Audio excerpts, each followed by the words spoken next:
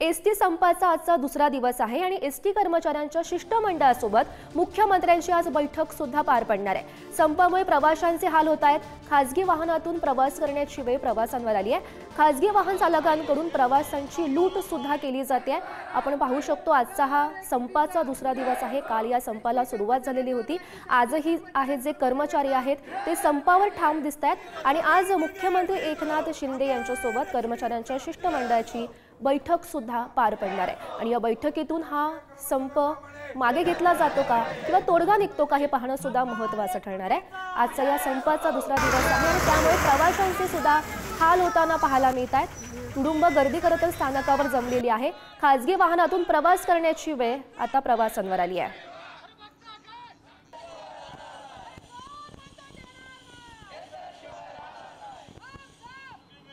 तर यानंतर या संदर्भात अधिकची माहिती देत आहेत आमचे प्रतिनिधी धनंजय दळवी सध्या मुंबईतून आपल्यासोबत आहेत। धनंजय, आपण पाहतोय आजचा संपाचा दुसरा दिवस आहे, काय सध्याची परिस्थिती आहे मुंबईमधली? कारण आज कळते कारण कर्मचाऱ्यांच्या शिष्टमंडळासोबत मुख्यमंत्र्यांची आज बैठक सुद्धा पार पडणार आहे। बैठकीमध्ये सुद्धा काय होऊ शकतं? बरं, नक्कीच मी सध्या मुंबई सेंट्रल या आगारात आहे आणि या ठिकाणी आपण जर पाहिलं तर परिस्थिती जी आहे ती या ठिकाणी बसेस ज्या आहेत त्या उभ्या असलेल्या पाहायला मिळतात आणि प्रवासी जे आहे ते सुद्धा या ठिकाणी उपस्थित असलेले पाहायला मिळत आहेत आणि मोठी अडचण जी आहे, गैरसोय जी आहे ती या ठिकाणी प्रवाशांची झालेली पाहायला मिळते।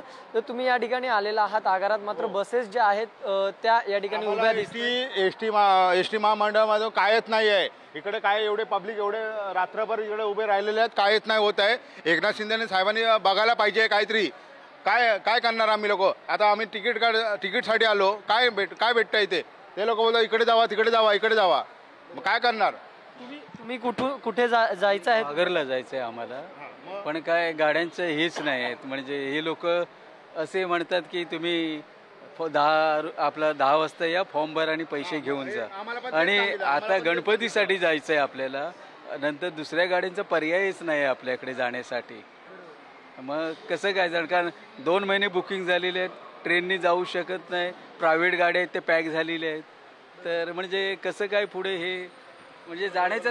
तुम्ही किती वाजता या ठिकाणी आलेला, कुठे जायचंय, नेमकी किती वाजताची एसटी आहे आणि काय उत्तर मिळते नियंत्रण कक्षाकडून? आम्ही सकाळी 4 वाजल्यापासून आलेलो आहे। मला उत्तमबर केळशी आडे इकडे मला जायचं आहे गाडी आणि आम्ही 2 महिने अगोदर रिजर्वेशन केलेली आहे। जेव्हा आम्ही आलो जेव्हा तिथे तेव्हा आम्ही त्यांना 5 वाजता विचारलं की आमची गाडी सुटणार आहे की नाही, तर ते काय बोलले म्हणजे सध्या संप आहे, आमच्याकडे गाड्या कमी आहेत, पण जर तुमची गावांना गाडी आली तर गाडी नक्की तुमची सुटणार। आमची गाडी ऑलरेडी 3:30 वाजता आलेली आहे उत्तमबर केळशी आणि आता काय म्हणतात आमच्याकडे ड्रायव्हर नाहीत। म्हणजे माझं काय म्हणणं मत आहे, निरीक्षण कक्षासमोर आपण उभे आहोत तर तुम्ही काहीतरी व्यवस्थित काहीतरी बोला की निदान तुम्ही काय सांगितलं आम्हाला की गाडी आली आम्ही सुटणार, आता म्हणतात ड्रायव्हर नाहीत। आता मग ड्रायव्हर तुम्ही अवेलेबल करा ना। आता जवळजवळ मला 5 तास झाले आता मला येऊन, तर तुम्ही असं सांगा ना की बाबा थोडं वेळ थांबा, पण आम्ही काहीतरी ॲडजस्टमेंट करतो। तुम्ही निरीक्षक आहेत, तुम्ही काहीतरी मार्गदर्शन द्या। आज आम्ही 2 महिने अगोदर आम्ही तिकीटं काढलेली आहेत, आज तुम्ही अचानक संप करता। आज आम्ही भक्तगण गावाला जाणार आहोत आणि भक्तांचा तुम्ही ऐन टायमाला आमचा गळा पकडता। जर आपण गौरी पाहिलं तर या ठिकाणी 2 महिन्या अगोदर तिकीट काढून सुद्धा अद्याप एसटी जी आहे ती त्यासाठी त्रास जो आहे तो सहन या ठिकाणी प्रवाशांना करावा लागतोय। त्यामुळे नक्कीच आपण जर पाहिलं तर याचा फटका जो आहे, या आंदोलनाचा फटका हा एसटी प्रवाशांना या ठिकाणी बसलेला पाहायला मिळतोय। सकाळपासूनच मुंबई सेंट्रल आगारामध्ये प्रवासी जे आहेत ते एसटी बसची वाट पाहताना पाहायला मिळतात। त्यामुळे नक्कीच आज मुख्यमंत्र्यांसोबत बैठक आहे संध्याकाळी। संपाचा दुसरा दिवस आहे आणि या संपूर्ण परिस्थितीचा आढावा आमचे प्रतिनिधी घेत आहेत। मुंबईतून धनंजय दळवी, पुण्यातून बालाजी पोद्दार, तर सिंधुदुर्गातून उमेश बुचडे आपल्यासोबत आहेत आणि यानंतर थेट जाऊयात पुण्यामध्ये, ज्या ठिकाणी आमचे प्रतिनिधी बालाजी पोद्दार आपल्यासोबत आहेत। बालाजी, आजचा संपाचा दुसरा दिवस आहे, सध्याची काय परिस्थिती आहे पुण्यामधली? पुण्यातल्या स्वारगेट डेपोला आता दुसऱ्या दिवशी मोठा फटका बसलेला पाहायला मिळतोय। सर्वसामान्य जे नागरिक आहेत ज्याने रिझर्वेशन केले त्यांचा परिणाम जो आहे तो आज दिसायला लागलाय। खरं तर काल दुपारपासून पुण्यातल्या स्वारगेट बस डेपोमधल्या ज्या बसेस आहेत त्या बाहेरगावी जात नाहीत आणि बाहेरगावून आलेल्या ज्या बसेस आहेत त्याच फक्त या ठिकाणी परत जाणार असल्याची माहिती अधिकारी देत आहेत। कर्मचारी आणि वरिष्ठ अधिकारी जे आहेत ते प्रचंड दबावात असल्याने ते सांगत जरी असले की हे सगळं सुरळीत चालू आहे, मात्र या ज्या गाड्या आहेत स्वारगेट डेपोतल्या त्या शिवशाही गाड्या आहेत, त्या कॉन्ट्रॅक्ट बेसवरल्या गाड्या आहेत आणि त्या गाड्या पुणे मुंबई ज्या आहेत त्या सुरळीतपणे चालू आहेत। मात्र लांब पल्ल्याच्या गाड्या, ग्रामीण भागातल्या गाड्या, ज्या गाड्या जाणं आवश्यक आहे तिथं मात्र गाड्या जात नाहीत आणि त्याचा परिणाम जो आहे तो सर्वसामान्य नागरिकांवर होतोय। काल जे संप पुकारला त्याची पुरेशी माहिती नसल्याने मोठ्या प्रमाणात गर्दी होती। आज मात्र लोकांना माहीत असल्याने थोडी कमी प्रमाणात गर्दी आहे, मात्र जे नागरिक आता बस स्टॉप मध्ये आहेत त्यांच्या सुद्धा अडचणी वाढलेल्या आहेत, त्यांना सुद्धा बसेस भेटत नाहीयेत आणि तशी तक्रार सुद्धा नागरिक करतायत। मात्र नाविलाजास्तव आता ऐन गणेश उत्सवावरती जे विर्जन आहे ते पडण्याची शक्यता या सगळ्या संपामुळे झाली आहे। याचा गांभीर्याने सरकारने विचार करावा असं सगळं जे प्रवाशांमधून मागणी होती आहे। त्याचबरोबर कामगार संघटना सुद्धा आपल्या आंदोलनावर ठाम असल्याने याचा परिणाम जो आहे तो पुण्यातल्या शिवाजीनगर बस डेपो, भोर, वेल्हा, पुणे जिल्ह्यातल्या ग्रामीण दुर्गम भागामध्ये मोठ्या प्रमाणात याचा परिणाम पाहायला मिळतोय आणि तिथल्या नागरिकांचा त्रास मात्र मोठ्या प्रमाणात वाढलेला आपल्याला पाहायला मिळतोय। गौरी, हो नक्कीच बालाजी, आपण मोठी गर्दी खरं तर पाहू शकतोय। आणि यानंतर थेट जाऊया तर सिंधुदुर्गामध्ये, ज्या ठिकाणी आमचे प्रतिनिधी उमेश बुचडे आपल्यासोबत आहेत। उमेश, आपण पाहतोय आज संपाचा दुसरा दिवस आहे, जे कर्मचारी आहेत ते अजूनही आपल्या मागण्यांवर ठाम दिसत आहेत। सध्याची काय परिस्थिती आहे सिंधुदुर्गामधली?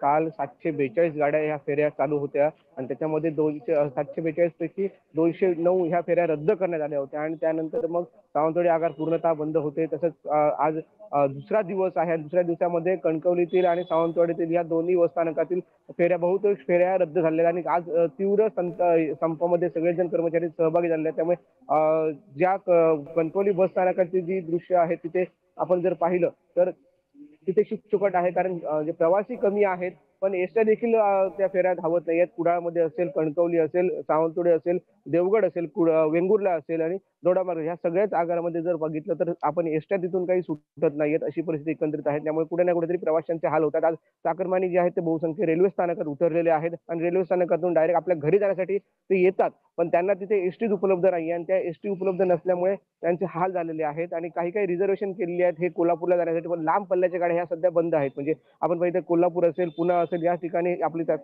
इथले जे कर्मचारी असतात सुट्टीनिमित्त गावी असतात, पण त्यांच्या गावी जाण्यासाठी आता हे गाड्या उपलब्ध आहेत। खाजगी बसेसांच्या आणि खाजगी गाड्यांचे दर देखील महागले आहेत। त्यामुळे कुठेतरी प्रवाशांची आणि कर्मचाऱ्यांची म्हणजे मोठी कोंडी झालेली आहे। या सर्व घडामोडींवर असंच लक्ष ठेवून राहा।